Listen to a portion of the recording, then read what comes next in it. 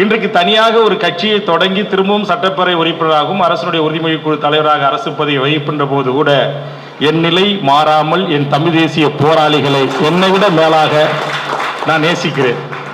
நிறைய பேர் கேட்டாங்க, நீங்கள் எல்லாம் தமிழ் தேசிய அரசியல்லாம் பேசிட்டு தமிழ்நாடு விடுதலை படையெல்லாம் தொடர்பு வச்சுட்டு நீங்கள் போய் நீங்கள் ஓட்டு அரசியலில் கரைஞ்சிட்டீங்க அப்படின்னாருங்க.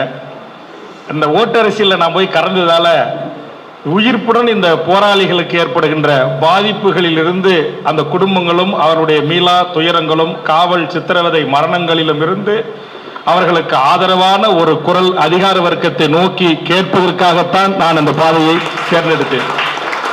என்னுடைய பணி ஒவ்வொரு நாளும் அதிகார வர்க்கத்தை நோக்கி கேள்வி எழுப்புகிற பணியாகத்தான் இருக்கிறது. நேற்று நம்முடைய வழக்கறிஞர்கள் வழக்காடு மொழி தமிழுக்காக உண்ணாவிரதம் இருந்த போது இந்த நாட்டில் வழக்கறிஞர் பெருமக்களும் வருகிற தலைவர்களும் பேசுவதற்கான ஒளிபரிக்க அனுமதி இல்லை. நான் போய் கோபப்பட்டு பாவேந்தர் வழக்கறிஞரிடம் கேட்டேன். காவல்துறை இப்படி தடுத்து விட்டார்கள் என்று சொன்னார்கள். உடனடியாக கோபமாக இந்த நாட்டுடைய காவல்துறை தலைவர் அவர்களுக்கும் உளவுத்துறை தலைவர் அவர்களுக்கும் தொடர்பு கொண்டு, இது கலைஞர் அவர்கள் 2006 இயற்றிய தீர்மானத்திற்கு விரோதமல்லாக அல்லவா, தமிழ் வழக்காடு மொழி வேண்டும் என்கிற அரசின் கொள்கை முடிவை கோரிக்கையாக வைத்து ஒன்றிய அரசை வலியுறுத்தி போராடுகின்ற வழக்கறிஞர் பெருமக்களுக்கு ஒளிபரிக்க அனுமதி நீங்கள் தர மறுப்பது எந்த விதத்தில் நியாயம்?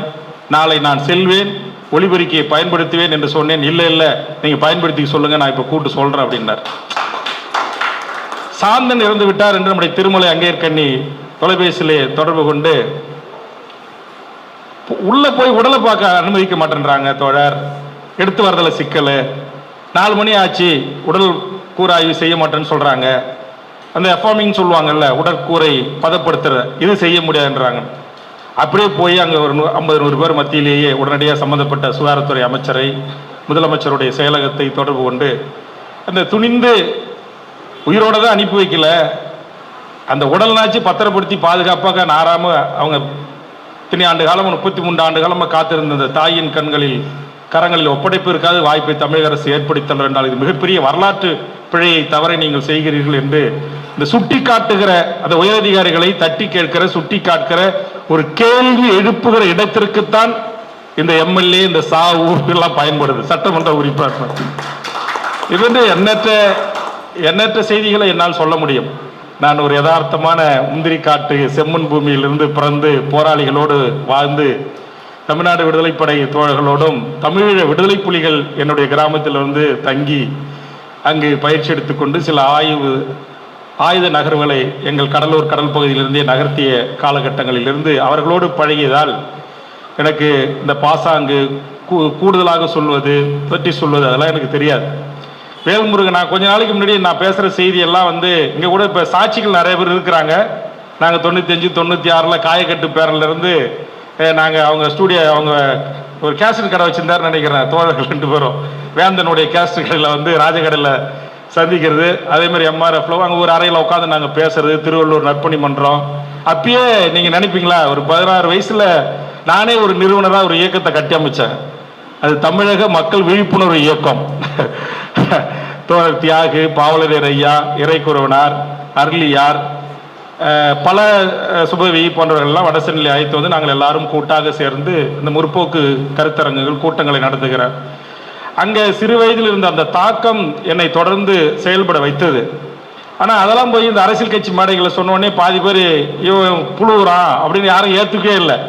அப்புறம் தமிழ்நாடு படையில் இருந்த தோழர்கள் தான் நான் 15-16 வயதில் மீசெல்லாம் முளைக்காம ஒரு சின்ன பையனா ஒரு உரை பெண்ணடத்திலும் ஆண்டிமடத்திலும் 2 கூட்டங்களில் ஆற்றிய உரையின் ஒரு பகுதியை எடுத்து 93 ஆற்றிய உரை என்று நினைக்கிறது, அதை எடுத்து போட்டு அன்று தமிழ்நாடு விடுதலைப்படை ஆதரவாளன் இன்றைய தமிழக வாழ்வுரிமை கட்சி வேல்முருகன் என்று அந்த வீடியோ, அது ஏதோ ஒரு அதை தமிழ் பேருக்கு எடுத்து போட்ட பிறகுதான் ஓ அப்போ வேல்முருகன் சொல்றதுல ஏதோ உண்மை இருக்கு அப்படின்னு பல பேர் ஏன்னா இன்னைக்கு எல்லாமே வந்து போலிகள் தான் ஏற்றுக்கொள்ளப்படுறாங்க, வரவேற்கப்படுறாங்க, அங்கீகரிக்கப்படுறாங்க. என்ன ஐயா குடும்பத்தை பற்றி தமிழரசன் குடும்பத்தை பற்றிலாம் நம்ம நினைச்சே பார்க்க முடியாது. ஏன்னா நாங்கள் ஆதரவாளராக இருந்த என் ஊரில் இருந்து தமிழ்நாடு விடுதலைப்படைக்கு தல தம்பிமார்கள் போனாங்க. இந்த குள்ளஞ்சாவடி, அப்புறம் எங்கள் பக்கத்தில் இருக்கிற ஆலப்பக்கம், வழுதலம்பட்டு, ஆலப்பக்கம் முருகேசன், ஜான் பீட்ரு, கடலூர் தடார், அப்படி நிறைய நண்பர்கள் எங்கள் பகுதியில் அவங்களெல்லாம் தேடிக்கிட்டு விசாரணைன்ற பெயரில் சம்பந்தமே இல்லாத யாரோ என்னைக்கோ ஒரு நாள் டீ கடையில் ஒன்னா டீ குடிச்சிருப்பாங்கல்ல, சைக்கிள் மிதி வண்டியில் கொஞ்சமாக விட்டுட்டு வந்திருப்பாங்க, அவங்கெல்லாம் பிடிச்சி காவல்துறை கொண்டு போய் தலைகீழ கட்டி ஐஸ் கட்டியில் வச்சு அடிக்கிற அடி, மிரிக்கிற மிரி, சும்மா கூட போனவங்களுக்கு வழிகாட்டினவங்களுக்கு. ஆனா அந்த படையை உருவாக்கி ஆயுத போராட்டத்தை நடத்திய புலவருடைய குடும்பமும் அவருடைய உறவுகளும், தோழர் தமிழரசனும் அவருடைய உறவுகளும் நண்பர்களும் எவ்வளவு பெரிய தாக்குதலுக்கும் காவல்துறை அடக்குமுறைக்கும் ஒடுக்குமுறைகளுக்கும் முகம் கொடுத்து இன்றளவும் அந்த குடும்பம் இது போன்ற மேடைகளிலே வந்து அமர்கிறார்கள் என்று சொன்னால் அவர்கள் உண்மையிலேயே லட்சியவாதிகளாகவும் கொள்கை பற்றாளர்களாகவும் வாழ்கிறார்கள். பல பேர்லாம் இன்னைக்கு நமக்கே வெறுப்பு முடியல, ஐயோ விட்டா போதும் அப்படின்னு. ஆனா எப்படிப்பட்ட அந்த தியாகத்தை அவர்கள் செய்திருக்கிறார்கள். அதுக்குதான் அவர்கள் எந்த நிகழ்ச்சி இந்த குடும்ப அழைச்சாலும் கூட, நான் ஏற்கனவே 2 முறை சட்டமன்ற உறுப்பினராக இருக்கும்போது கூட அவர்கள் பல்வேறு நிகழ்ச்சிகளுக்கு அழைக்கின்ற போது, வாய்ப்பு இருக்கின்ற போது தவறாமல் கலந்து கொள்வது வழக்கம். ஆக என்னை பொறுத்த வரையில் இந்த போராளிகள் குடும்பத்திற்கு அவர்கள் பாதுகாப்பு அரணாக, இந்த போராளிகளுக்கு பாதுகாப்பு அரணாக அரச பயங்கரவாதம், காவல்துறையினர் ஒடுக்குமுறைகள், அடக்குமுறைகள் தலைவிரித்தாடுகின்ற போது நமக்கு கிடைத்த இந்த அரச பதவியை பயன்படுத்தி அவர்களுக்கு ஏதாவது சின்ன சின்ன இந்த மாதிரியான உதவிகளை செய்து இந்த தமிழ் தேசிய இந்த அரசியல் அணைந்து விடாமல் அதை பாதுகாக்க வேண்டும் என்கிற அந்த உணர்வோடு தான் என்னுடைய பணிகள் தொடர்ந்து கொண்டிருக்கிறது என்பதை இந்த நேரத்திலே பதிவு செய்து, எனக்கு ஒரு மகிழ்ச்சி. இன்னைக்கு இந்த தொலைக்காட்சிக்காரங்கெல்லாம் போய் நான் சண்டை போட்டுருப்பேன், நீங்க இந்த சினிமாக்காரெல்லாம் கொண்டு போய் சேர்த்தீங்களாடா, இந்த தமிழரசன் ஒருத்தர் இருந்தார அவரை பத்தி என்னைக்காச்சும் இந்த தொலைக்காட்சி இந்த யூடியூப் சேனல்கள் விவாதிச்சிருக்கீங்களா, பேசுறீங்களா, கொண்டு போய் சேர்த்துருக்கீங்களா? புலவர்னு ஒருத்தர் இருந்தார அவரை பத்தி என்னைக்காச்சும் உங்க விவாத மேடையில் விவாதிச்சிருக்கீங்களா அப்படின்னு நான் உரிமையோட கேட்க தொடங்கினேன், கேட்டுக்கிட்டு இருக்கிறேன். ஏன் சமீபத்தில் கூட சட்டமன்றத்தில் இதை ஒட்டியே என்னுடைய கடுமையான உரை ஒன்று முதலமைச்சர் ஒட்டுமொத்த அவையிலே கூட அமைந்தது. ஆக இன்னைக்கு பரவலா இளைய தலைமுறை மாணவர்கள், இளைஞர்கள் இந்த தமிழ் தேசியத்தை உள்வாங்கி இந்த கருத்தை ஏற்றுக்கொண்டு மிக தீவிரமான இளைய தலைமுறை பணியாற்ற முன்வந்திருக்கிறார்கள். இந்த எண்ணிக்கை என்பது குறைவாக இருந்தாலும் அவருடைய எண்ணம் மிகச்சிறப்பாக இருந்திருக்கிறது. ஆக அவர்களை இனம் கண்டு இது போன்ற அரங்குகளிலே அவர்களுக்கான அரசியல் வகுப்புகளை எடுத்து இதை பரவலாக்கி உண்மையான புலவர் ஐயா அவருடைய கருத்தையும் இங்கு வன்னியரசு அவர்கள் குறிப்பிட்ட பல்வேறு செய்திகளிலே எனக்கு உடன்பாடானது. அந்த வகையில் அதில் என்ன பெரிய கொடுமைனா, இந்த உடன்பாடா ஆனது அப்படின்றது மாரி வன்னியரசு கூட பக்கத்தில் உட்காந்தாலோ திருமாவளவன் கூட ஒரு கூட்டத்தில் கலந்துக்கிட்டாலோ அடுத்த நிமிடம் அந்த ஃபேஸ்புக்கில் கமெண்ட்ஸில் போய் நீங்கள் படிக்கணுமே, இந்த உலகத்தில் எத்தனை கெட்ட வார்த்தை இருக்கோ அத்தனை கெட்ட வார்த்தையும் போட்டு என் சொந்த சாதிகாரன் சாதி பெருமை பேசுவான் என்னை திட்டி. அதில் என்னதான் மகிழ்ச்சினே தெரில.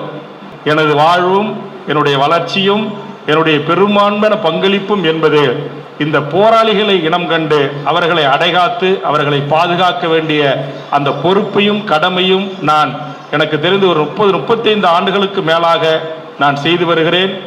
சென்னை உயர்நீதிமன்றத்திலே இருக்கிற அத்தனை நீதியரசர்களுடைய படிக்கட்டுகளும் அங்க இருக்கிற சேம்பர்களும் சொல்லும். ஒரு சின்ன பையன் ட்ரௌசர் போட்டுக்கிட்டு பெரிய சீனியர் கவுன்சிலர்கிட்ட போய் நிற்பேன். அப்படிலாம் இருந்துதான். அதே மாதிரி வழக்கறிஞர் சங்கர் சூப்பெல்லாம் வந்து நம்ம வந்து தமிழ்நாடு புலவரை நேசிக்கிற, தமிழரசன் நேசிக்கிற ஒவ்வொருவரும் ஐயா சங்கர் சூப்பு அவர்களை நேசிக்கணும். அருமை நண்பர் நம்முடைய வன்னி அவர்கள் சொல்லியதில் ஏதோ அரசியல் ரீதியான சில முரண்பாடுகள் கருத்துக்கள் இருந்தாலும் கூட ஒரு விதத்தில் இந்த தமிழ் தேசிய அரசியல் இந்த மண்ணில் வளர்வது, அதுல எனக்கு மாறுபட்ட கருத்து இருக்கு. அது போலி தமிழ் தேசியமா, உண்மையான தமிழ் தேசியமா, இல்லை RSS சங் பரிவார கும்பல்களின் குரலான தமிழ் தேசியமா என்றெல்லாம் சில வினாக்கள் நம்முள் இருக்கு. அதையெல்லாம் போக போக நாம் பேசி அதையெல்லாம் களையெடுத்துக் கொள்ளலாம். ஏதோ ஒரு விதத்தில் தமிழ் தேசிய அரசியல், தோழர் தமிழரசனுடைய வீரம் செறிந்த விடுதலை போராட்டம், புலவர் கலியபெருமாள் அவருடைய அந்த வீரம் செறிந்த முன்னெடுப்பு, இது எல்லாம் என் இளைய தலைமுறைக்கும் தமிழ்நாட்டு மக்களுக்கும் உலக தமிழினத்திற்கும் எடுத்துச் செல்வதற்கான ஒரு வாய்ப்பு. இப்ப தமிழீழ தேசிய தலைவனை நாம் தமிழ்நாட்டில் பேசுகின்ற போது எப்படி பாவலரேர் ஐயாவையும் நெடுமாறம் ஐயாவையும் இன்னும் எண்ணற்ற தமிழ் சமூகத்தின் ஆளுமைகளையும் ஒப்பிட்டு நாம் பெருமையோடு நாம் அந்த நன்றி பகிர்தலை, நினைவு பகிர்தலை நாம் பகிர்கிறோமோ, அது மாதிரி இன்றைக்கு இந்த தலைவர்களை ஒட்டுமொத்த உலக தமிழினம் நினைவில் நிறுத்தும், நினைவு பகிர்களை முன்னெடுக்கும் அதற்கான காலங்கள் இன்றைக்கு காலம், இயற்கை அதற்கான வாய்ப்பை நமக்கு தந்து கொண்டிருக்கிறது என்பதை மட்டும் இந்த நேரத்திலே பதிவு செய்து, இந்த நிகழ்ச்சியை மிகச்சிறப்பாக இந்த நூற்றாண்டு முன்னெடுத்த நம்முடைய தமிழக மக்கள் முன்னணிக்கும் பாவலரேறு தமிழ் களத்திற்கும் வருகை தந்த அனைத்து என் உறவுகளுக்கும் நெஞ்சார்ந்த நன்றியை தெரிவித்து, இப்போ பேசிகிட்டே இருந்தோம், மின்சாரம் நின்று போச்சு. அதனால பாவலருடைய தமிழ் களத்திற்கு கோயிலேருந்து வாரு என்னால் முடிந்த ஒரு மாதம் சம்பளத்தெல்லாம் வாங்கி நான் என் வீட்டுக்கு எடுத்து போவதில்லை, எல்லாமே மக்கள் பணிக்கு தான் அர்ப்பணிக்கிறேன். அந்த வகையில் மாதம் 1,05,000 ரூபாய் எனக்கு சம்பளம் கிடைக்கிறது. வருகின்ற மாதத்தின் சம்பளம் 1,05,000 ரூபாயை உங்களுக்கான ஒரு ஜெனரேட்டர் என்று சொல்லக்கூடிய மின்னியக்கி வாங்குவதற்கு தமிழ் களத்திற்கு தருகிறேன் என்பதை இந்த நேரத்தில் தெரிவித்து, அடுத்த முறையாவது நாம் இது போன்ற நிகழ்வு நடக்கின்ற போது மின்சாரம் தடையில்லாமல் இருக்கட்டும். என்னால் முடிந்த பங்களிப்பின் சிறு சிறு உதவிகளையும் இந்த தமிழ் தேசிய அரசியலை முன்னிப்பை நான் செய்து வருகிறேன் என்பதை இந்த நேரத்தில் தெரிவித்துக் கொண்டு,